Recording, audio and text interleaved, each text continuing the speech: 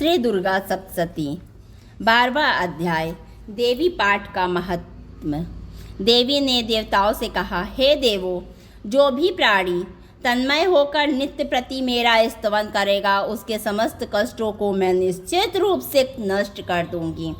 जो कोई मधुकैटभ का वध, महिषासुर एवं शुंभ निशुंभ के वध का पाठ वर्णन करेगा तथा अष्टमी, नवमी और चतुर्दशी के दिन मेरा महात्म्य का फल स्थिर चित्त होकर सुनेगा, वह कभी पाप की छाया से ग्रसित नहीं होगा।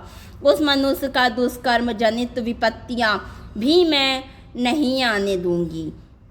उसके घर में कभी दारिद्र्य का प्रवेश नहीं होगा और न तो उसे कभी प्रियजनों का विछोह ही सहना पड़ेगा।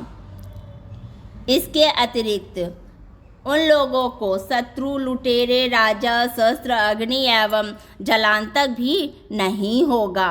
इसलिए सभी लोगों को दत्तचित्त होकर मेरे इस महात्म्य का पाठन एवं श्रवण मनन करना नितांत आवश्यक है। यह परम कल्याण कारक है। मेरा महात्म्य महामारी जनित सभी उपद्रवों तथा दैहिक, दैविक और भौतिक तापों का शमन करने वाला है। जिस मंदिर में प्रतिदिन विधि पूर्वक मेरे महात्म्य का पाठ होता है, उस स्थान में मेरा सदैव निवास रहता है। मेरे चरित्र का संपूर्ण पाठ तथा श्रवण प्रत्येक बलि, पूजन, हवन एवं महोत्सव के समय पर करना चाहिए।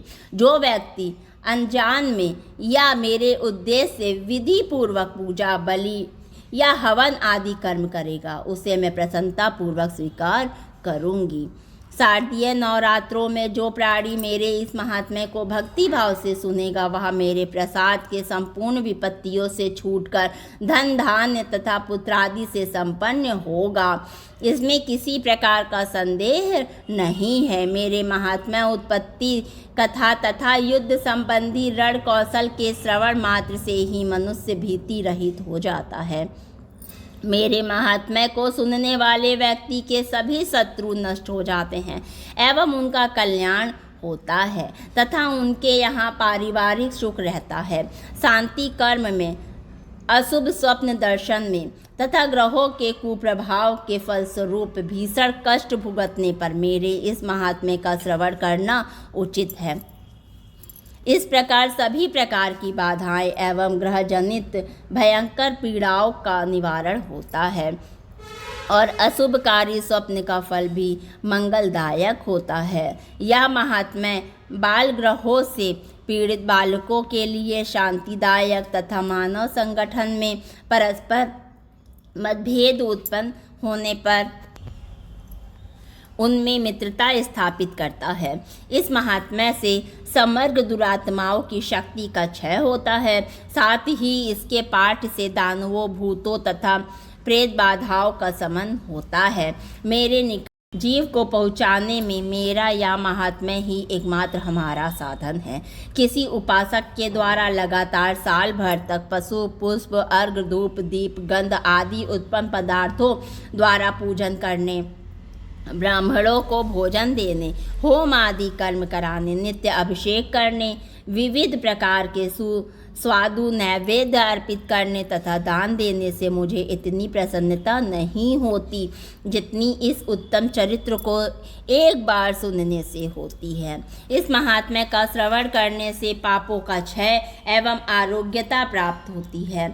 मेरी उत्पत्ति का गुणानुवाद, संपूर्ण प्राणियों का रक्षक तथा मेरा युद्धकालीन चरित्र दुराचारी दानवों का विनाशक है। इसके श्रवण करने से ही मानव भय युक्त हो जाता है। हे देवताओं, तुमने तथा ऋषियों ने मेरी जो स्तुति की है तथा ब्रह्मा जी के द्वारा जो स्तुति गान हुआ है, वे सभी मांगलिक बुद्धि का अभ्युत्थान करती है।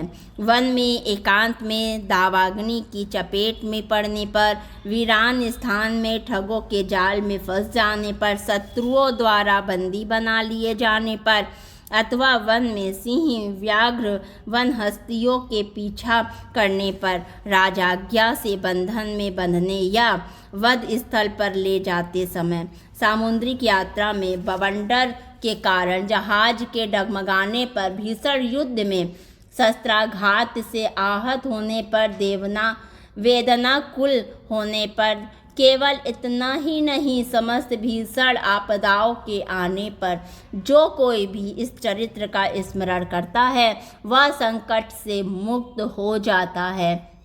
मेरे प्रभाव से सिंह आदि हिंसक जंतु पलायित हो जाते हैं तथा लुटेरे शत्रुओं आदि को भी मेरा स्मरण करने वालों के पास भटकने का साहस नहीं होता। इसके अनंतर ऋषि ने कहा, इतना कहने के बाद प्रबल पराक्रमशालिनी भगवती चंडिका वहीं सब देवगणों के सामने अंतर्निहित हो गई। सभी देवता शत्रु रहित होने से पहले की तरह निर्भीक होकर यज्ञांश का उपभोग करने लगे तथा अपने अपने अधिकारों की बागडोर संभालने लगे। महाबलवान दैत्य शुंभ निशुंभ संहार के बाद बचे खुचे दैत्यगण पाताल लोक को चले गए। हे राजन, इसी प्रकार जगत जननी अंबिका शाश्वत और नित्य होने पर भी बार बार अवतार लेकर पृथ्वी का भार हरण करके संसार की रक्षा करती हैं।